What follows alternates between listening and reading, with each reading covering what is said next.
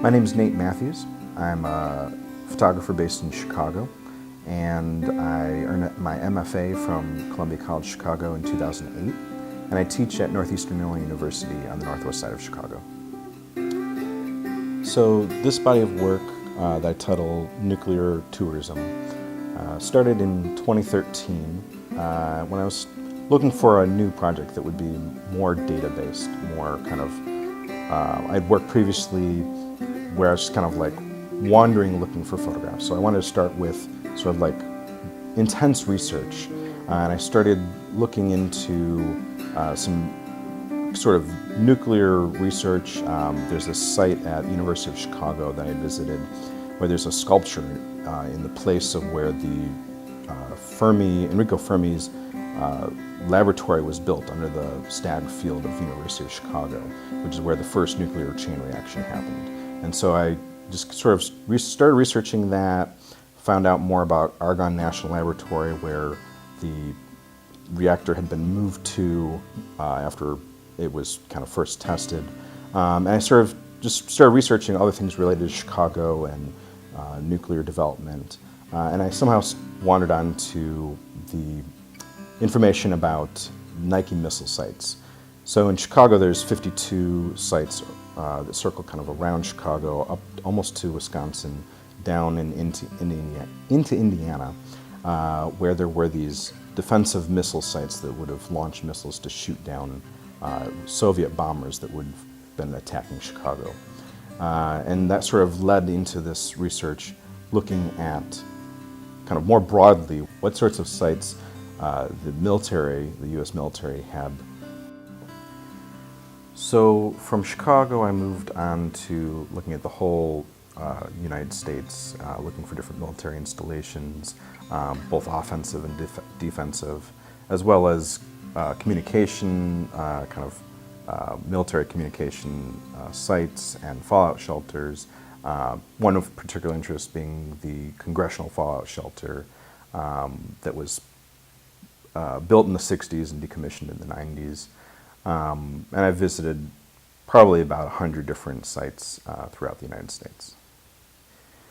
So I've sort of made a list of sites over the last 3 years that are of significance in some way or another. Usually they're related to continuity of government, or one of the things I'm really trying to do is to visit all the different sites of offensive missiles and kind of keep an archive of that. So I kind of arrange them, or I select them by how significant they are, how large they are, but also whether or not I can actually obtain access to them. And so all the sites that I visited, I have coordinated access. Sometimes it takes a few months in advance. Some of them you can just kind of call and go the next day. But most of them actually allow tours. That's one of the things I'm really interested in, is the sort of tourism aspect, or that if they're not really a place that you get a tour, they're maybe just open for you to, like it's open parkland or something like that you can visit on your own. There's still some tours, like they're now tour sites, so there's a whole economy that's supported by these places, whereas before it was, the airmen that would have operated these places, which I'm sure was a whole lot more people. But some of the bases are even, some of the bases are decommissioned, some of them are still active, and they still maintain a lot of these sites. Although some of them have been sold into private ownership, or to park systems that are now operating them.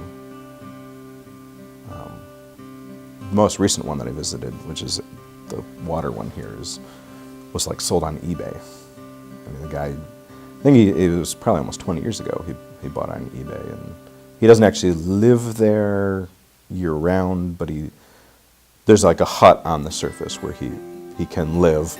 It's very crude, but he lives in there, and he's trying to like salvage, like he's not really salvaging, like stripping out the metal to sell it, but he's trying to clean it up and preserve it in what small way he can. But then other ones, like the one next to it there, are completely preserved like it was the day that it was decommissioned. Well, so that one is this site where a man had purchased it on eBay.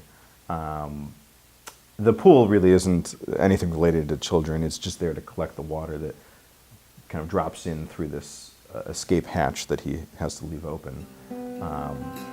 But the entire silo, like this is the command center of the silo, and it's a 13-story silo, and it's flooded up to the second of the 13 floors. So water is a big concern for him, trying to keep it and keep it out or pump it out. But he basically lives there 3 months of the summer and he pumps out the water, beginning in May, and then he shuts it off in August. And he said he got down to like the 11th out of 13 floors of the silo one summer when it didn't rain very much.